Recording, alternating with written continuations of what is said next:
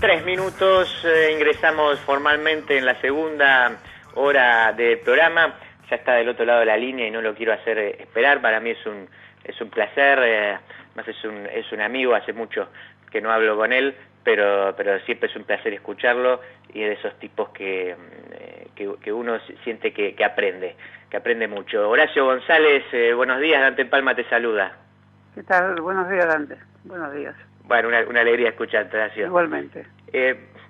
Mirá, decía ahí en la introducción al programa que quería sacarte de la coyuntura política y hablar más bien de lo que ha sido el fenómeno pandemia.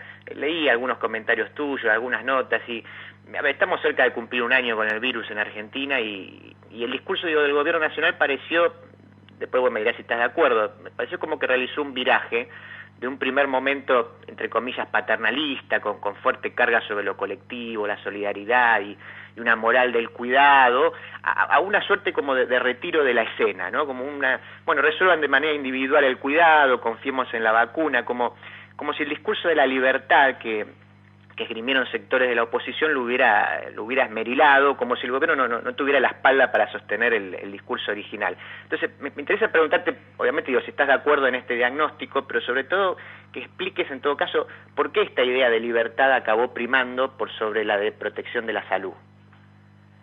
Sí, estoy de acuerdo, me parece que es adecuado decirlo así, y también me parece que no es fácil explicar por qué ocurrió, porque el punto de partida original era muy exigente.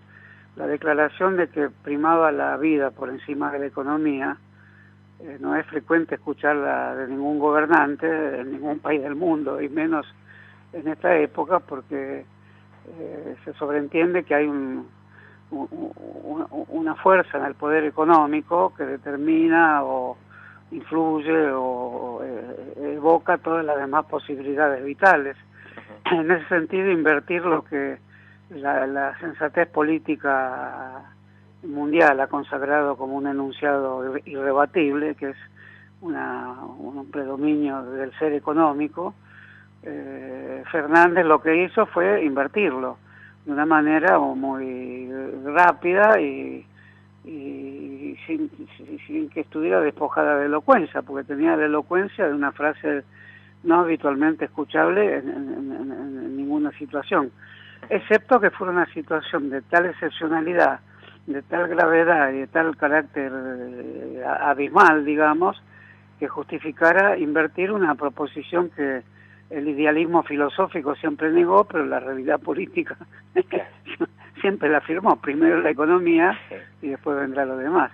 A mí personalmente me entusiasmó mucho que se dijera eso, porque por fin aparecía la posibilidad de verificar si esta hipótesis de apostar por lo vital, por los intereses engendrados en forma explícita e implícita por la vida humana respecto a los grandes poderes mundiales, que son financieros, económicos, comunicacionales. Bueno, eso resistió un tiempo. No podemos echarle la culpa a Fernández de que haya sido infiel a esa frase. Dijo una frase que era adecuada al momento de pánico en que millones de personas en todo el mundo estuvieron dispuestos a hacer cesar su vida pública, su vida urbana, su vida de vinculación con otros grupos sociales. Y eso fue un momento que aún no ha sido relatado con la profundidad que tuvo por la poesía, la literatura, por supuesto las ciencias políticas. Y eso no resistió mucho, y el neoliberalismo o las personas que están muy marcadas por ningún tipo de utopismo respecto a que el mundo es el poder económico, el poder comunicacional y todo lo que viene de ahí, sabían que eso podía no sostenerse demasiado. En mi opinión, yo creo que el gobierno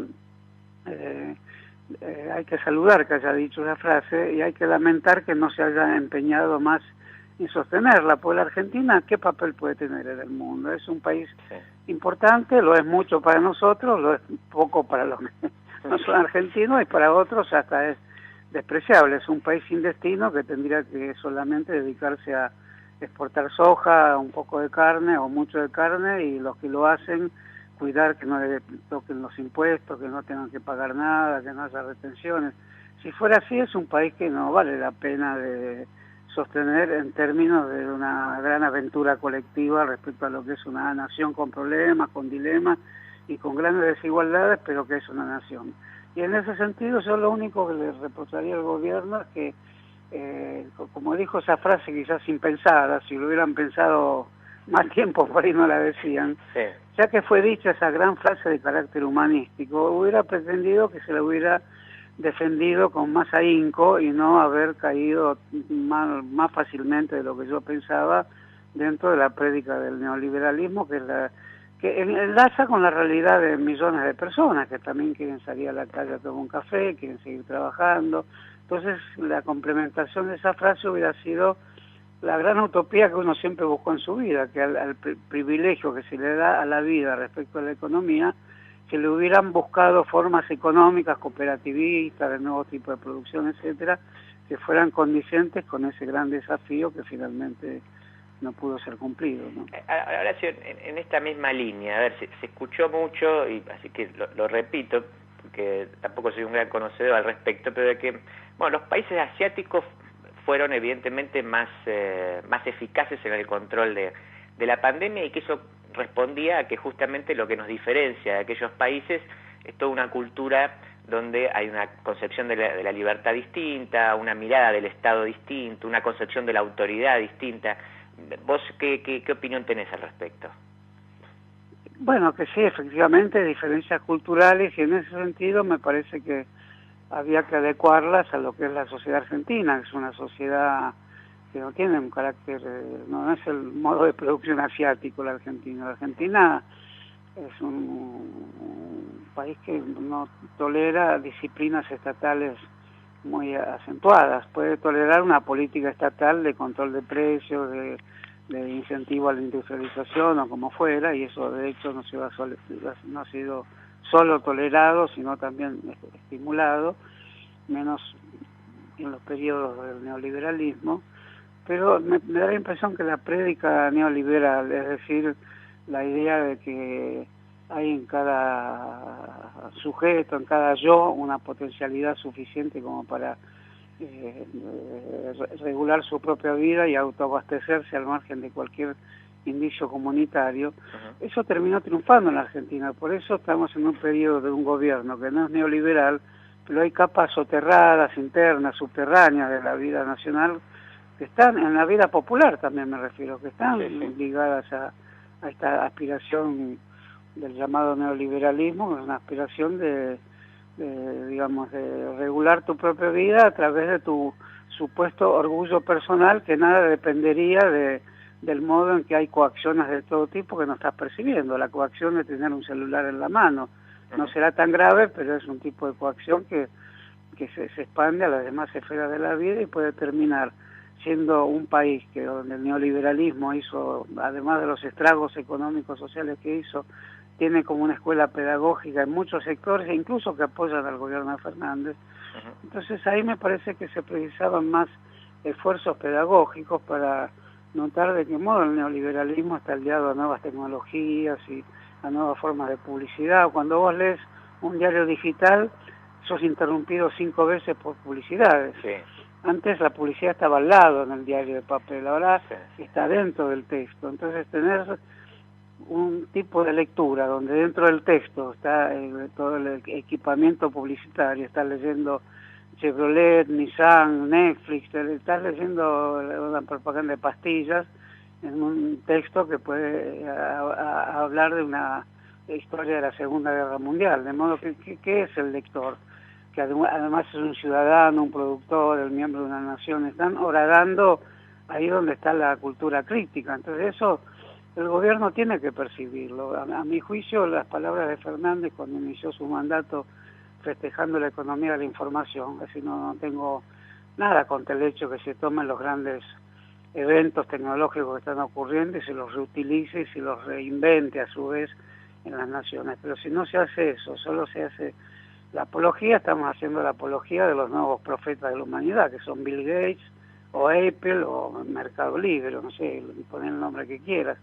Entonces, en ese sentido, me parece que los pueblos de China sobre todo tienen un modelo de autoridad que al no verlo aplicado a la Argentina no me aflige, porque es el modelo de autoridad de China, que viene de los viejos imperios y viene también del proceso social del maoísmo y del posmaoísmo, que mantuvo ese criterio de autoridad, pero le adjuntó una sociedad de tipo de mercado con grandes inversiones de empresas del capitalismo, también, de modo que es muy complejo el modo de autoridad de China, el modo en que se restringió la natalidad, ahora se la volvió a abrir otra vez.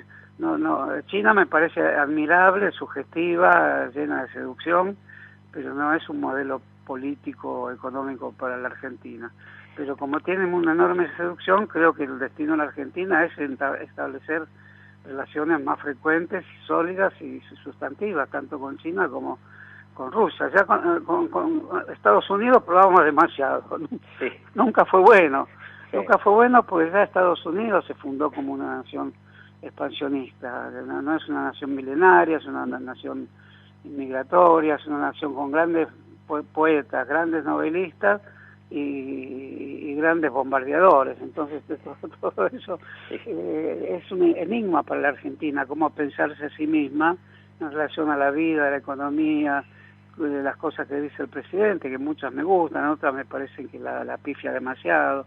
En fin, todo eso supone una gran discusión, que es lo que no se ve porque el modo en que hacemos política es un modo menor, y necesitamos un modo mayor que incorpore los modos que hay. No reprocho a nadie, y mucho menos al gobierno, que no tomes esto como un reproche al gobierno, porque sean las dificultades que hay, las dificultades para traer las vacunas, en fin. Pero Argentina es mucho más que dar vacunas, tiene que darlas y más de lo que se hace ahora, pero tiene un caudal de esfuerzos políticos, de proyectos frustrados o no, en general frustrados, sí, ¿por qué no?